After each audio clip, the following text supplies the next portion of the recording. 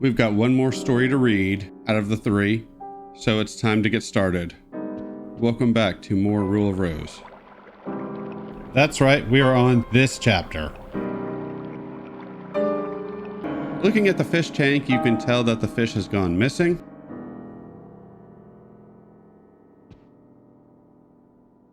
It looks like somebody might be tied up on the bed there, which is strange. This episode deals with some heavy subject matter. Just be warned. I gave a disclaimer at the start of this LP.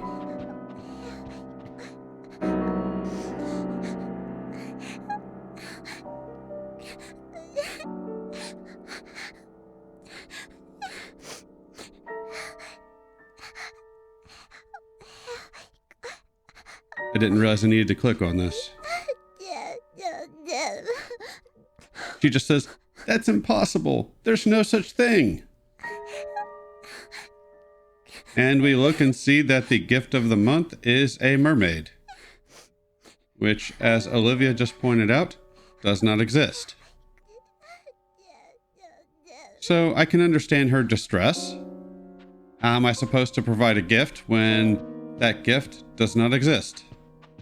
Well, at least one of the students gets creative. And we'll see that later on.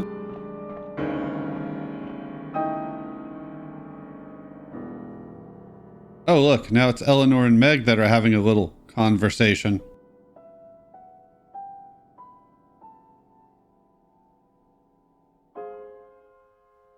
Diana was quite upset. Don't you think that was too much? We had to do it. Besides, there's no such thing as mermaids. Don't you agree, Meg? You're right. That's the only thing we could do.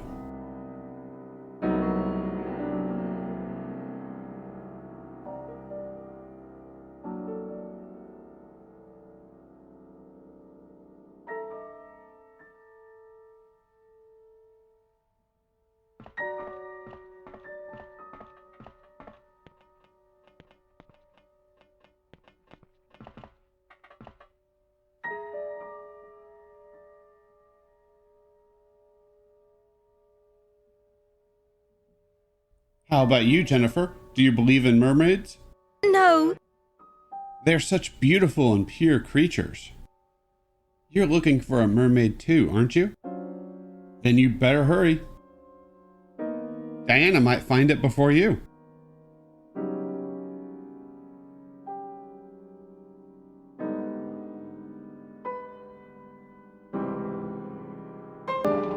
And they're gone. I can't say we believe in mermaids, but I guess we will have to get creative ourselves in order to provide the gift of the month.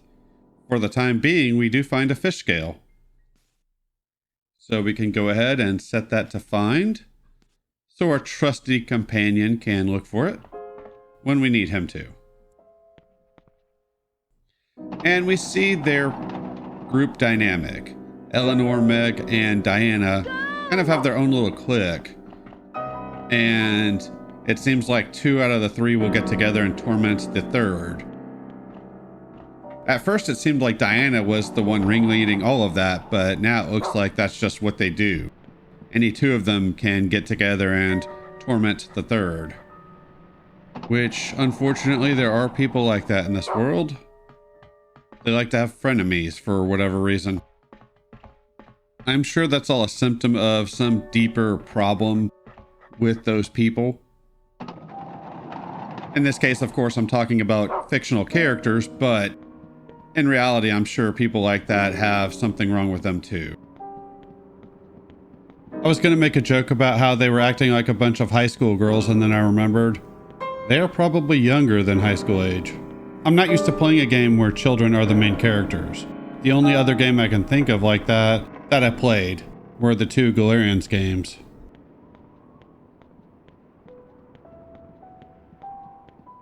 So in this chapter, we're going to find out a little more about Diana, and we're also going to find out a lot about Clara. Speaking of Clara, you notice she's being whisked away by Hoffman.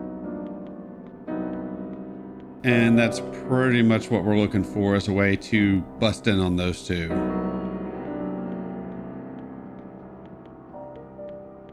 And if you're saying to yourself, wait, didn't we take out Hoffman in a previous video?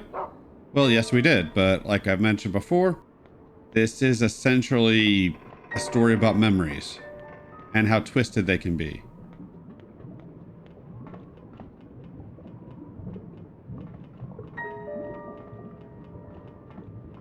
Well, that's weird. It sounds like we're underwater. But we're in an airship. Huh. This area even has kind of an underwater look to it. I know, buddy. I'm not a fan either. It took me forever to get Jennifer to pick this item up. It's our next key item. The hitboxes in this game are not fantastic. That being a fish head.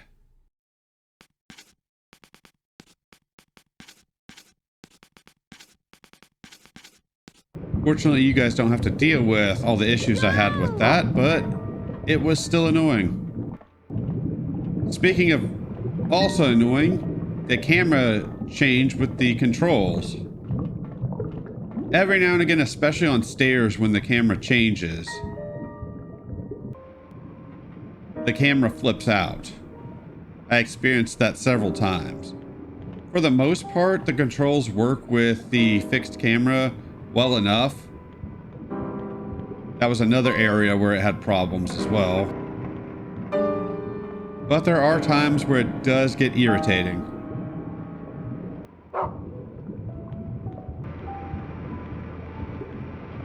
I hear an elevator.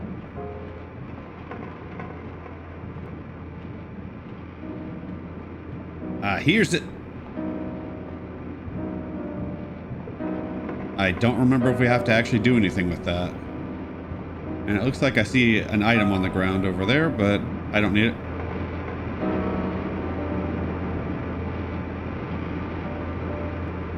And I forgot to read that, so I'm not sure what she said. Something about the fish.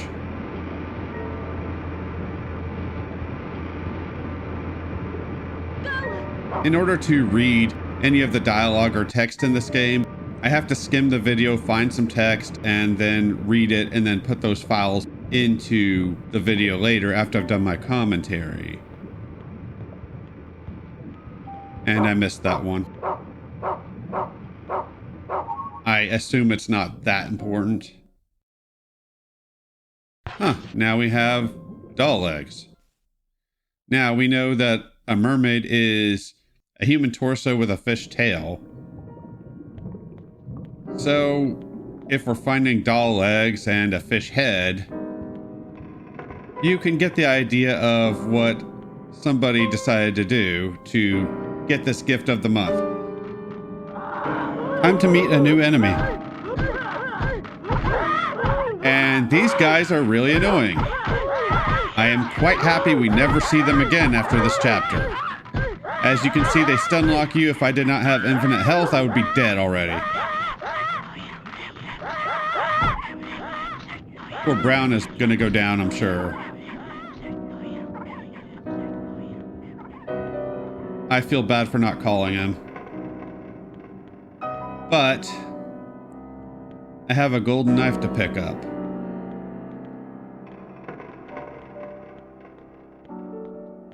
And it's really dark.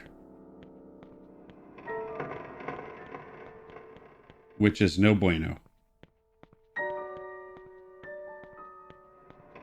I've never been looking for healing items for Brown at this point. It's not until the last chapter or two where I actually start to do that.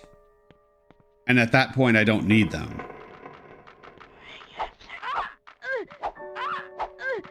Oh, fuck off.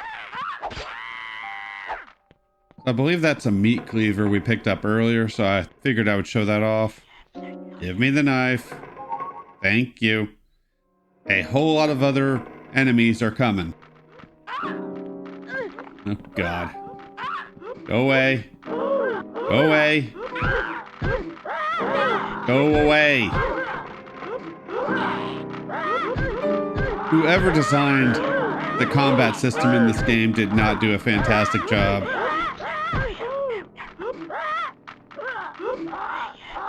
There were way too many of those things in a swarm. If it was just a couple, it wouldn't be such a big deal.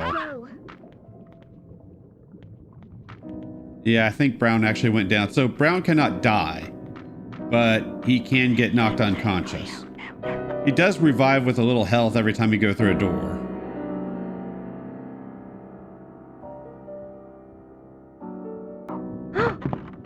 Weird. Let's go ahead and see what's in there.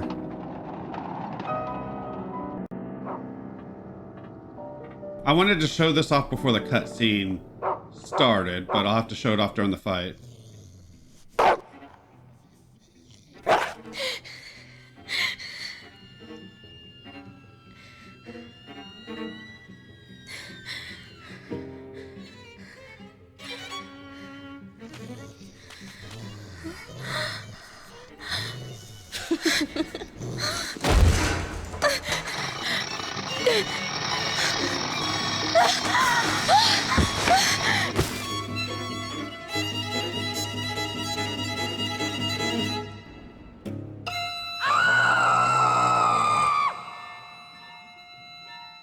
Stock scream there.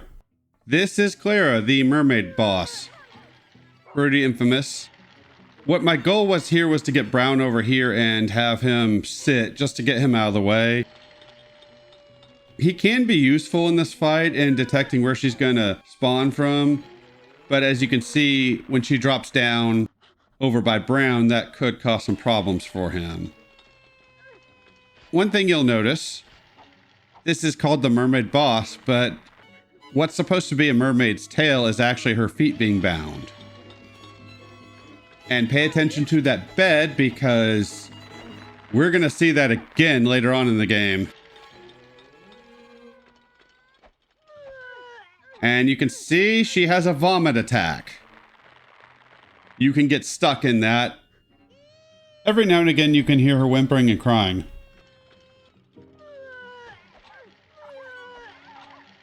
Eventually I'm going to switch to the steel pipe and poor Brown goes down. My plan did not work out well at all. Yeah, this is Clara. The symbolism for that is, it's basically suggested that her vomiting is her having morning sickness because Hoffman got her pregnant because he's been banging her this entire time. And you can hear the crying a little bit there.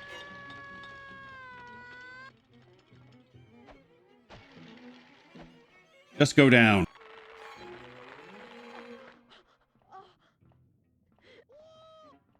Apparently there are scars on her wrists suggesting self-harm, but I can't see those. I'm just going off of what other people have said. And apparently also marks on her stomach suggesting that the baby was deleted. And we will see more suggestions of that later on in this game. We saw some already. If you remember, we saw Hoffman and Clara in that medical room, which had that table with the stirrups and the straps on it. So there is that. Plus, there is some really disturbing cut dialogue from Clara, and I'm going to go ahead and play that.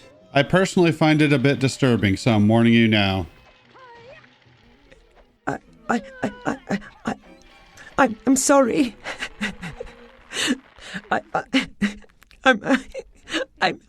I'm sorry. So sorry. So sorry. Please forgive me. Forgive me. Forgive me, please. I won't. I won't do it again. I won't do it again.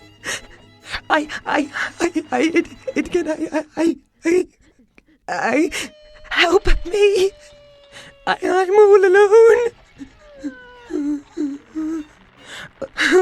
All alone. It hurts. It hurts. I don't want to be alone. Nothing I do makes it better. Nothing.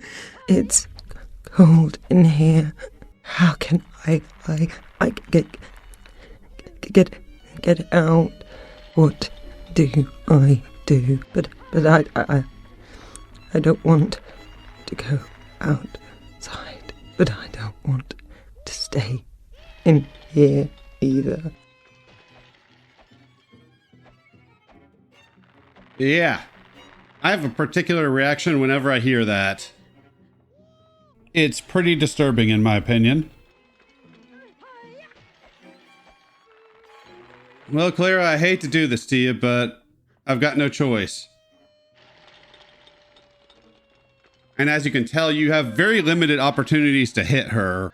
At most, you'll get 2 hits in at a time, which drags this fight out a lot. I really don't like boss fights where you can only hit them on occasion.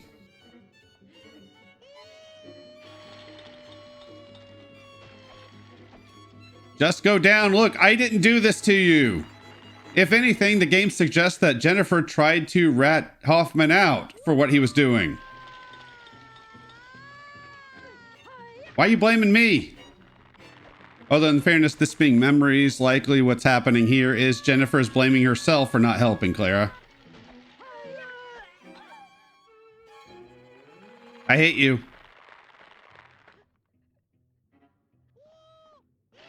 Oh God. Yeah, we don't want to run into that.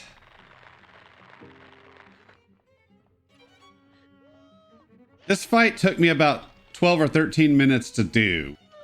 So I did cut a fair bit of it. Just to save time. Because otherwise we were going to be here for a while. Now I don't know how old she was when Hoffman started hooking up with her. Some people have called Hoffman a certain word that starts with a P, and maybe he is, I don't know. But she's supposed to be 16 around this time, when this was all going on, and while that's definitely fucked up, I don't think that qualifies as the P word.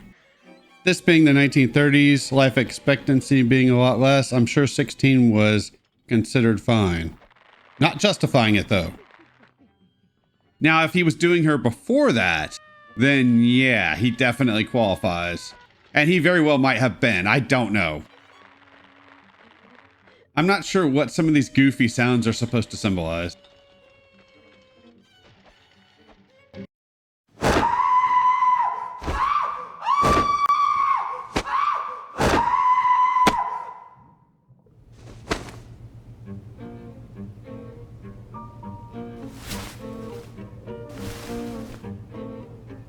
What in blazes?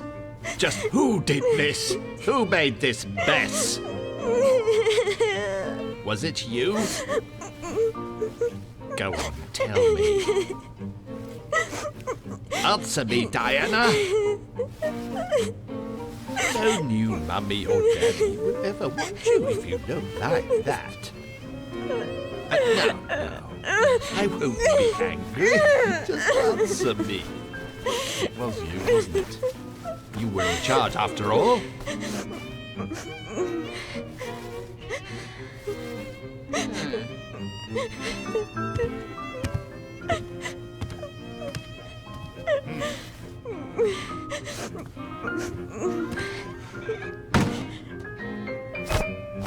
Yuck!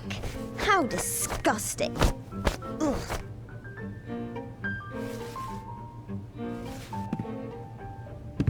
Oh, now I see. It was you. It was your fault that I got into trouble. Give it here.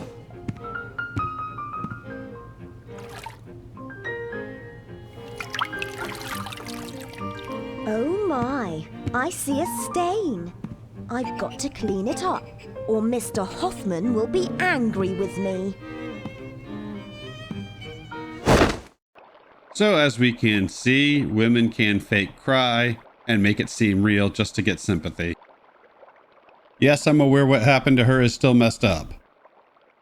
We also see that Hoffman was hitting on Diana as well, I don't know if he ever actually did anything to her, but he was definitely creepy with her.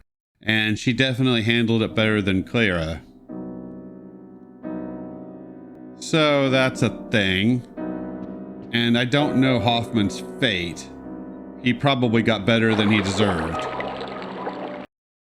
So we get this mermaid and we finish up this tale and we get our final word, which is, I am yours. You'll see that in a moment when she puts it on the chalkboard. So we have everlasting true love, I am yours. Who is that referring to? We will just have to find out, and we will get more clues as we go on. That'll be next video, where we get a lot of backstory on Jennifer in the next chapter, as her memories start to untangle.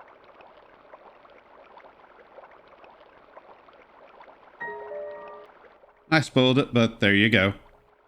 She wrote it down on her little chalkboard.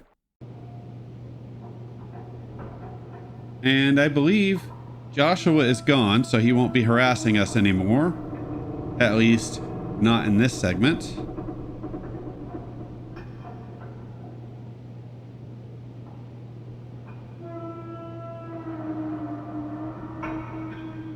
She falls unconscious a lot in this game. Either way, that's it for this video. Thanks for watching, and I will see y'all next time with more Rule of Rose.